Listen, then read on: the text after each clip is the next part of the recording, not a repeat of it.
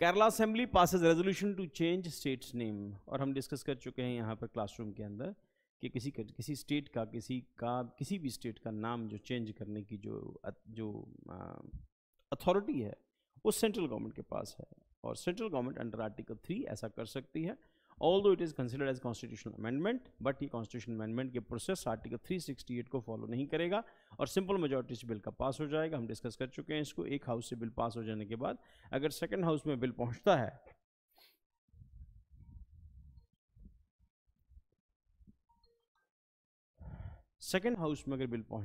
तो second house अगर bill को पास करेगा तो माना जाएगा कि बिल पास हो गया है। तो इसका मतलब दोनों हाउसेस से बिल का पास हो जाना जरूरी होता है स्टेट का नाम चेंज करने के लिए। पर अभी क्या है, फर्स्ट स्टेज है, अभी स्टेट ने बिल पास किया, सेंट्रल गवर्नमेंट के पास ऐसा कोई प्रपोजल नहीं आया। The Kerala assembly has unanimously passed resolution urging a centre to rename the state as Keralam. Keralam in the constitution, it is the second such resolution passed within the past year. एक साल के अंदर केरला ने दूसरी बार इस रेजोल्यूशन को पास किया है। स्टेट चाहे 50 बार रेजोल्यूशन पास कर दे, कुछ नहीं होगा जब तक सेंट्रल गवर्नमेंट इसका इनिशिएटिव नहीं लेगी।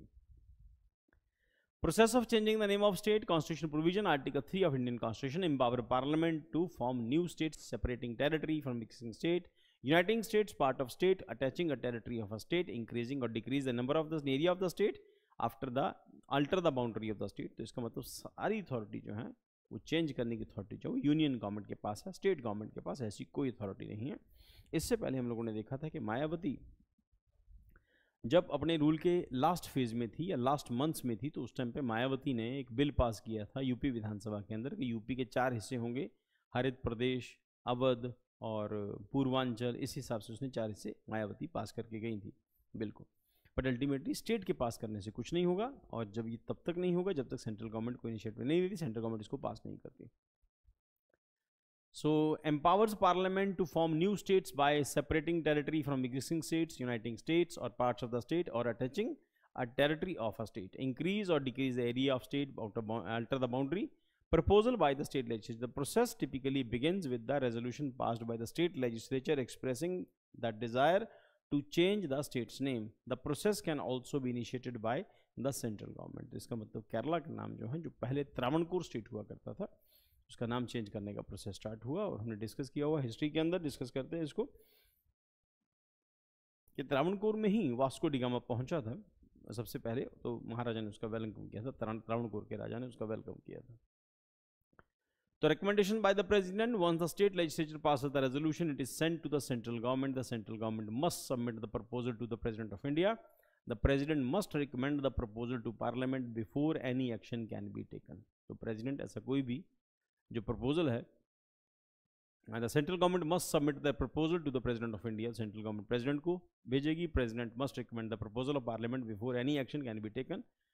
तो सबसे पहले हमने डिस्कस किया बिल जो है वो प्रेसिडेंट को दिखाएंगे, प्रेसिडेंट बिल को स्टेट को भेजेंगे, स्टेट गवर्नमेंट पास करेगी, recommendations, with recommendation, without recommendation, with advice और विदाउट एडवाइस।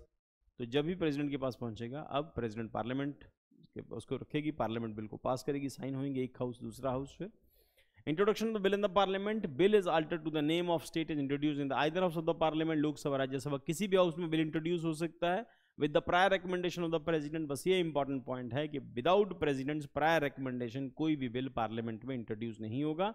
तो प्रोसेस कैसे होगा, बिल प्रेसिडेंट से स्टार्ट होगा, प्रेसिडेंट उस बिल को स्टेट गवर्नमेंट के पास भेजेंगे उसकी जो राय है उसको जानने के लिए, और फिर जो भी स्टेट गवर्नमेंट अपनी जो राय देगी, अपना जो सजेशन देगी, वो प्रेसिडेंट के पास वापस आएगा, और फिर उसके बाद पार्लियामेंट का प्रोसेस स्टार्ट हो जाएगा। पार्लियामेंट, लोकसभा, राज्यसभा किसी भी हाउस में बिल इंट्रोड्यूस होगा, एक हाउस में बिल इंट्रोड्यूस हो जाने के बाद पास होएगा, दूसरे हाउस में जाएगा, दूसरा हाउस उसको पास करेगा सिंपल मेजॉरिटी से, तो मान लेंगे बिल पास हो गया।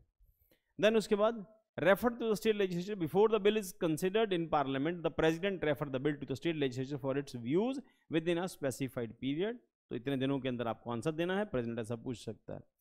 Consideration of state legislature views, the state legislature views are communicated back to the central government. Parliament is not bound by the state legislature opinion, it is consultative process. तो parliament state से जो bill भेजेगी उसमें सिर्फ state की राय ली जाएगी, वो binding नहीं होगा पार्लियामेंट के ऊपर। स्टेट जो भी अपना व्यू देगी वो पार्लियामेंट पे बाइंडिंग नहीं होगा, वो पॉजिटिव देगी, नेगेटिव देगी, कोई फर्क नहीं पड़ता। लालू प्रसाद यादव ने नेगेटिव व्यू दिया था अपना, जब वहाँ से बिहार से निकल के झारखंड स्टेट बनाना था, तो वो अगेंस्ट थे उसके। Passage of the bill in the parliament, the bill must be passed by simple majority in both the houses of the parliament, हम डिस्कस कर चुके हैं। पार्लियामेंट के दोनों हाउसेज से बिल सिंपल मेजॉरिटी से पास होगा। अगर एक हाउस पास कर दे, दूसरा हाउस पास नहीं करे, व्हाट इट मीन्स, इसका मतलब ये है कि बिल जो है वो रिजेक्ट हो जाएगा, क्योंकि ultimately this is constitutional amendment. Article 368 का इसमें यूज नहीं किया। इसके साथ आप जोड़ के पढ़ सकते हैं बेरूबारी केस और बेरूबारी केस की जजमेंट, उसके बाद फिर चेंज होता है, तो जजमेंट चेंज होती है, उसके बाद फिर हम लोग केशवानंद भारती केस के अंदर देखते हैं, तो उसके बाद फिर आर्टिकल 3 की डेफिनेशन भी उस हिसाब से चेंज होती है। Assent of the president on both houses of the parliament pass the bill. It is sent to the president for assent. तो दोनों हाउसेस से पास हो जाने के बाद फिर बिल फिर प्रेसिडेंट के पास भेजेंगे, प्रेसिडेंट को साइन करने पड़ेंगे इसके ऊपर। Upon receiving the president assent, the bill become law and the state name officially change. इससे मान लेते हैं बिल का स्टेट का नाम जो है चेंज हो गया बिल पास हो जाने के बाद। नोटिफिकेशन, इसके बाद ये नोटिफिकेशन गवर्नमेंट ऑफिशियल गैजेट के ऊपर पब्लिश होगा। The change in the state's name is then notified to the state gazette of the India, marking the formal and legal change. Resolution passed by the Kerala Assembly about Kerala Chief Minister Pinarayi Vijayan moved a resolution stating that the state's name should be changed to the Keralam in the constitution to match the Malayalam name. The Kerala Assembly unanimously requested the union government to make the change under Article 3. Previous resolution क्या कहते हैं? Similar resolution was passed in August 9 last year, but needed reintroduced due to the technical issues. The previous resolution aimed to amend the first schedule list of the states and inadvertently omitting the demand of amend the 8th schedule list of the official language. तो फिर पहले उन्होंने जो introduce किया था तब उसके provisions और अब के प्रोविजंस में चेंज आया। अब इसमें 8 शेड्यूल के अंदर इसके नाम को लेके इन्होंने अपना नाम दिया है। Why Keralam? Kerala is the English version of the Malayalam word Keralam, which several theories about the etymology. The earliest mention in Emperor Ashoka's rock edict 2 from 257 BC, referring it Keralaputra, a son of Kerala, associated with the Chera dynasty. तो ये rock edict second है। UPSC इससे related बहुत बार rock edict से related question कई बार पूछ चुकी है। कौन से रॉक एडिक्ट के अंदर केरल सत्यपुत्र केरलपुत्र उसने मेंशन किया है, जो रॉक एडिक्ट हैं अशोका के। तो German linguistic doctor Hermann Gundert noted that the Keram in Kannada corresponds to Cheram, describing the coastal land of the Gokarna and Kanyakumari. तो पहले हम लोग इसके बारे में एंशिएंट हिस्ट्री के अंदर चेर एम्पायर पढ़ते हैं। चेर से चेरम, चेर से चेरम, और चेरम से फिर केरम, केरम से केरला, केरला से केरलम की डिमांड है।